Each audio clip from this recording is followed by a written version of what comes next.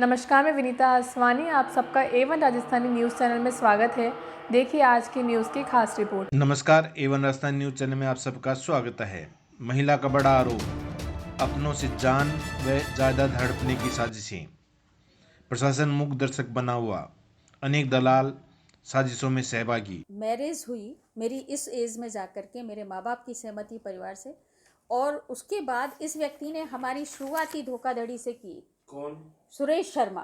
सुरेश शर्मा ने अपना बायोडेटा जब भेजा तो उसमें इसने लिखा कि मैं बीकॉम हूँ और मेरा बेटा एमकॉम और बहू एमकॉम। जबकि पाया गया कि जब इसने कोर्ट में शपथ पत्र दिया तो उसमें मैट्रिक फेल और बेटा 8वीं फेल। ये सब कैसे करना? ये शादी ये ब्राह्मण समाज के थ्रू मेरे पास आए और पत्रकारों के थ्रू, 2 पत्रकारों के थ्रू। इनको पता लगा कि मैं अनमैरिड, वो मेरे हस्बैंड की डेथ हो गई है, 8 साल हो गए हैं, एक ब्राह्मण परिवार की महिला है। तो उन्होंने आकर मेरे परिवार वालों से बात की तो मेरे माँ बाप ने सोचा कि बुढ़ापा है, बच्चे नहीं है, चलो इसका जीवन निकल जाएगा।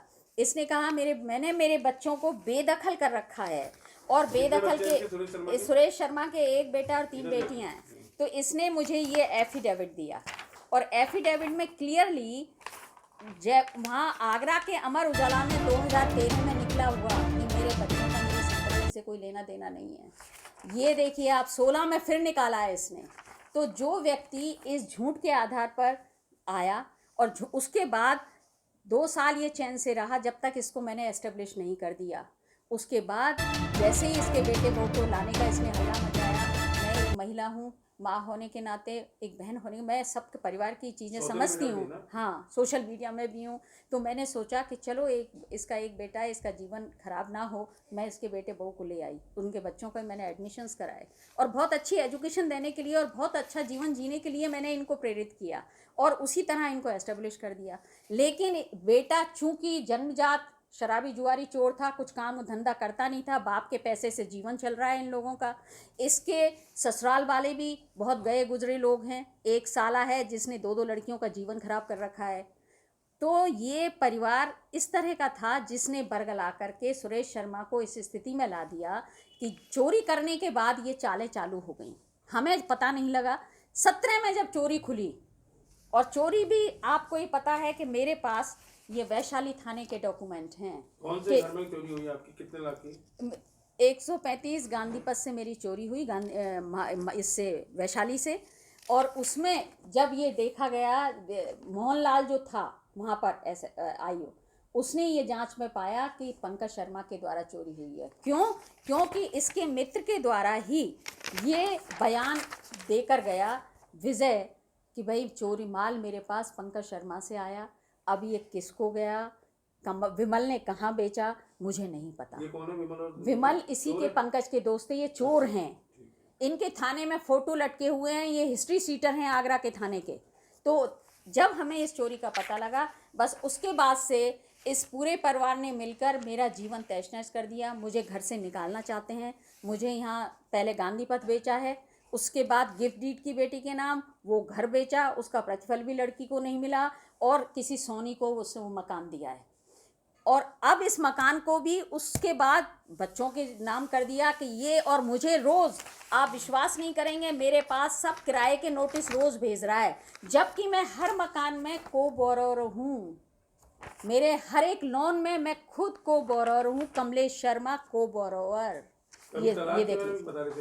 फिर जब जैसे ही इसको पता लगा कि बेटे ने चोरी की है, इसने मेरे खिलाफ महिला वकील जो है दलाल, जो मेरे से प्रेजुडिस है, उसके साथ मिलकर मेरे साथ वो इसने तलाक का केस लगा दिया। इस उम्र में ना तो मैं तलाक चाहती हूँ, मैं इसके साथ जीवन जीना चाहती हूँ। इसीलिए मैंने कहा कि अभी भी कुछ नहीं बिगड़ा, मुझे कुछ नहीं चाहिए, तुम शांति से जब तक जीऊँ, जब तक मुझे चैन से रहने दो। मेरा केवल यही इससे कहना था। लेकिन इनकी चालें, इनकी साजिशें ऐसी शुरू हुई कि मैं आपको रिकॉर्डिंग दूंगी। सुरेश शर्मा ने, मेरे यहाँ बैठे हुए हैं एक पत्रकार गणेश जी, उनको कहा कि इसको 6 महीने के लिए जेल भिजवा दो तो मैं पूरी संपत्ति लेकर के चला जाऊँ।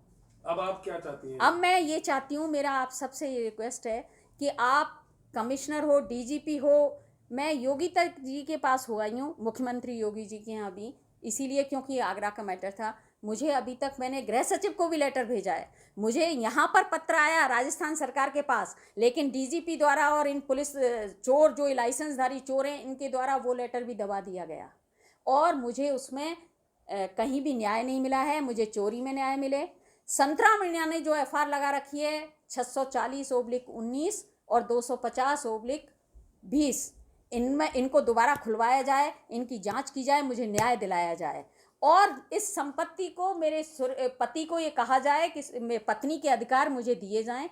मैं भी एक सामाजिक महिला हूँ, एक प्रतिष्ठित परिवार की लड़की हूँ। मैं चाहती हूँ मेरा जीवन इस बुढ़ापे में सकुशल गुजरे और मैं सम्मानजनक तरीके से अपना जीवन जीऊँ। आपने ऑफ द रिकॉर्ड बताया था कि बेटा मारने की साजिश कर बेटा मारने की साजिश कर रहा है, क्योंकि इसके मित्र ने मुझे फोन करके बताया कि ये सुपारी देकर गया है, क्योंकि इसने चीजें चोरी की हैं। तो ये कोई सबूत है आपके पास?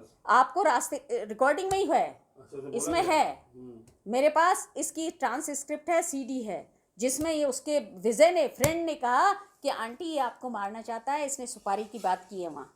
तो इस बाबत आपने कमिश्नर को या डीजीपी? मैंने कमिश्नर, डीजीपी, मैंने लेटर किस किस को, मुख्यमंत्री, मैंने सबको पत्र दिए, लेकिन यहाँ किसी पर जू नहीं रेंगती। और जब सीनियर सिटीजन के अधिकारों के लिए मैं कलेक्टर और एसडीएम के पास गई तो उन्होंने भी वो मेरे केस खारिज कर दिए। तो मैं आपसे ये चाहती हूँ कि मुझे हर जगह न्याय मिले। कमिश्नर, डीजीपी और इनके यहाँ, और मेरी जो चोरी की एफआईआर है उसमें जो चोर, जिनके हौसले इतने बढ़ गए कि मेरा जीना मुश्किल हो रहा है इस घर में, मेरा पानी बंद किया जा रहा है, मेरी डिस्क बंद की जा रही हैं, मुझे रहने नहीं दिया जा रहा है, मेरा ऊपर जाने का रास्ता बंद किया जा रहा है, मेरी टंकियाँ सब खराब की जा रही हैं। तो मेरी उन सबसे निवेदन है कि मुझे जीने के अधिकार तो दिए जाए मूलभूत, जो एक सीनियर सिटीजन के होते हैं, उस तरह से मुझे हर एक में न्याय मिले। बस मैं आपके थ्रू यही पूरे इसको, प्रशासन को, सरकार को, मुख्यमंत्री को, सबको ये कहना चाहती हूँ। और मुख्यमंत्री जी अगर चाहते हैं कि महिला उत्पीड़न से ये प्रदेश बचे, महिलाओं को अधिकार मिले, महिलाओं के साथ न्याय हो, तो उन्हें इस पर विचार करना चाहिए कि उनका प्रशासन क्या कर रहा है और चोर क्या कर रहे हैं। धन्यवाद। बस मैं यही कहना चाहती हूँ आप सबसे। तो दोस्तों, इसी तरह की लेटेस्ट अपडेट्स पाने के लिए आप हमारे YouTube चैनल को सब्सक्राइब करें A1 राजस्थानी। और इसके अलावा आप हमें Facebook पे भी सर्च कर सकते हैं राजस्थानी, करें A1 राजस्थानी। वहां जाकर आप हमारे पेज को लाइक कर सकते हैं और वीडियो को शेयर करना ना भूलें।